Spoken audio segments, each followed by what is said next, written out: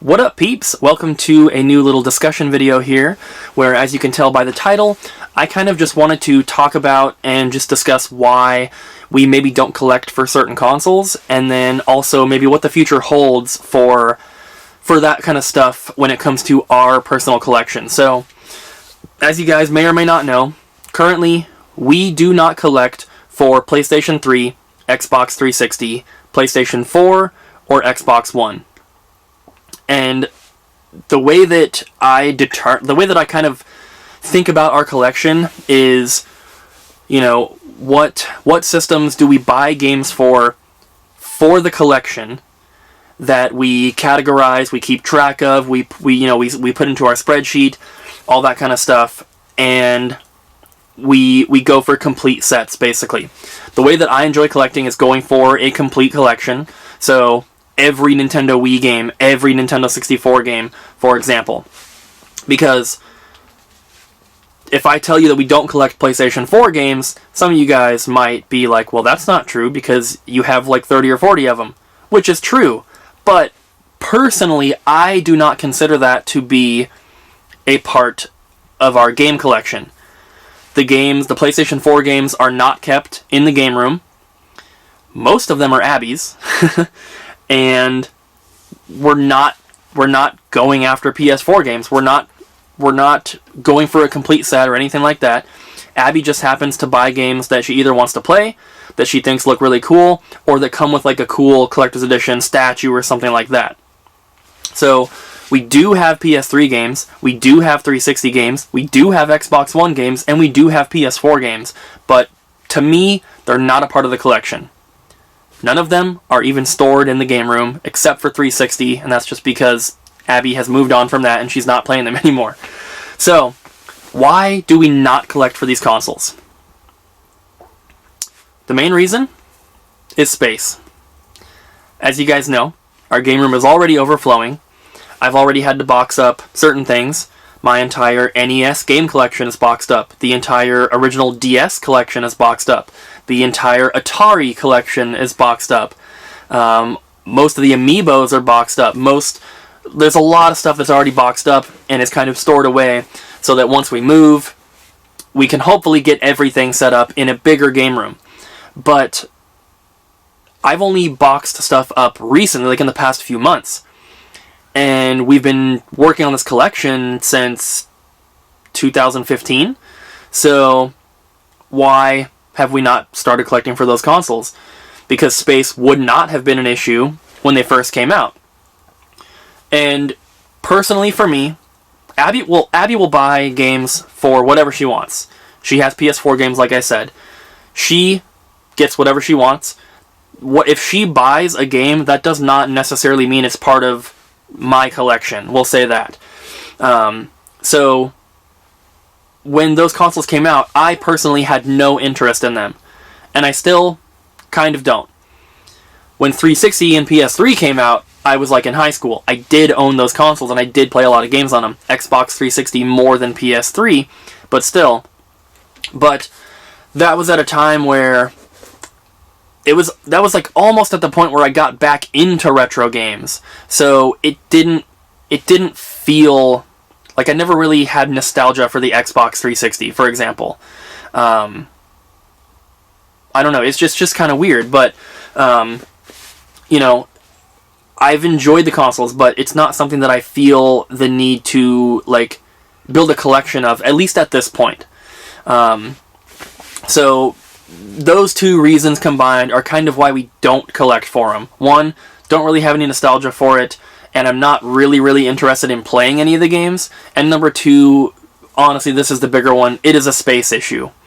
So moving forward, the plan, for the future, if we can have a big enough game room, if we have the room for it, I would love to collect for those consoles.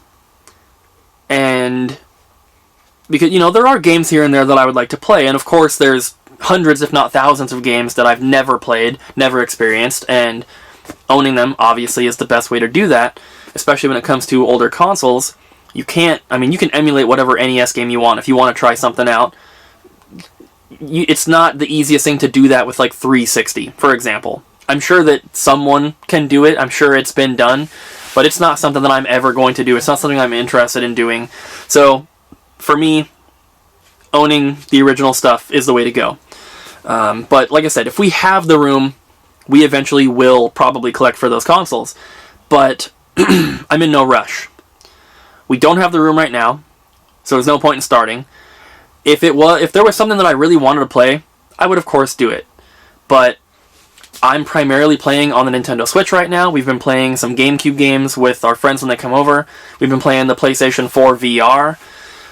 But how many VR games are there? I mean, I think between us, Ryan, and our friend Scott, we have every single one, which it can't be more than like 40 or 50 tops, and, you know, the ones that we have played so far, they're cool, they're fun, we enjoy them, obviously, but it's not the kind of thing where I'm like, oh man, that is so cool, I need to get every single one right now.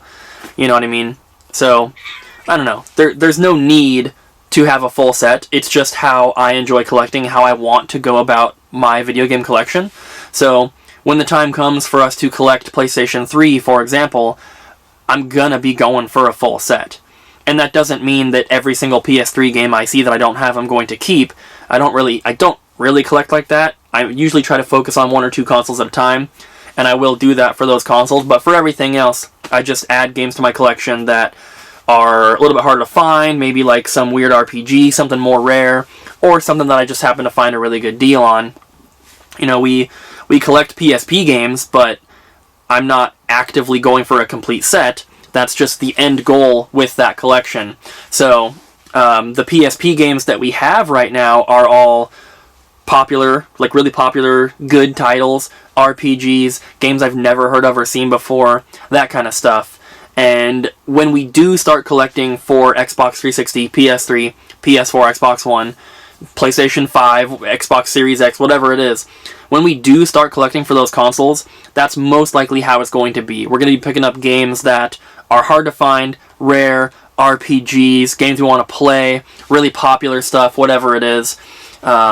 The games that you just need to complete a set will come later. Whenever we start focusing on that system as our main collecting priority, that's when we pick up the sports games, the filler titles, you know, the expensive games that we can't find cheap, all that kind of stuff.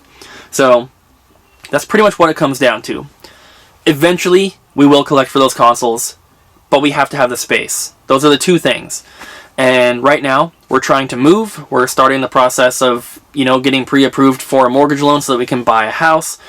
We have specific things in mind that we need, or we really, really want with a house that we're not really going to compromise on. So, if we end up finding a really cool house, but there's no room for a collection, it's not going to work for us.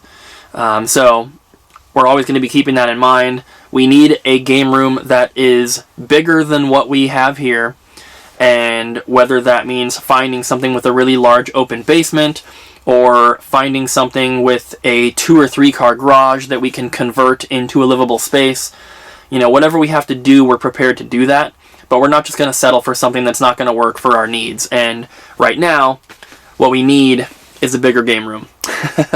So, those are kind of my thoughts and opinions on collecting for these consoles. And whenever I make these type of videos, I feel a little bit weird because I know there's a lot of people watching who are like, why do you have to go for a complete set? Why does it matter if, you know, like all these different things, whatever it is. We've made videos talking about this kind of stuff before. Why we go for complete sets, I've made a video on that explaining everything. But most people probably are like, why don't you just buy the games you want to play? I understand that. The collecting video where I talked about going for complete sets explains my opinions about that. But also, to answer your question, we do buy the games we want to play. That's why we have 30 or 40 PS4 games already. I'm not really into the PS4. I have no interest in getting the PlayStation 5 or the Xbox Series X. People ask all the time, when are you going to get the PS5? Who knows? Whenever Abby wants it, we'll maybe get one. But I have no interest in it, personally, at this point. Maybe that'll change in the future. Who knows? I'm loving my Switch. It's really all I need right now. So, we do buy the games we want to play. But, as far as collecting goes, I love going for complete sets. And so, eventually, for those consoles, it will probably happen. So that's pretty much all I have to say on that, guys. If you have any questions, feel free to ask them in the comments down below. I will, of course, do my best to answer all of them if I can.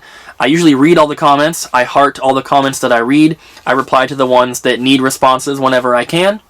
So yeah, if you have any, just leave them down below. Thank you guys so much for watching. Don't forget to smack the like button, leave a comment down below, and subscribe. And we'll see you guys again next time.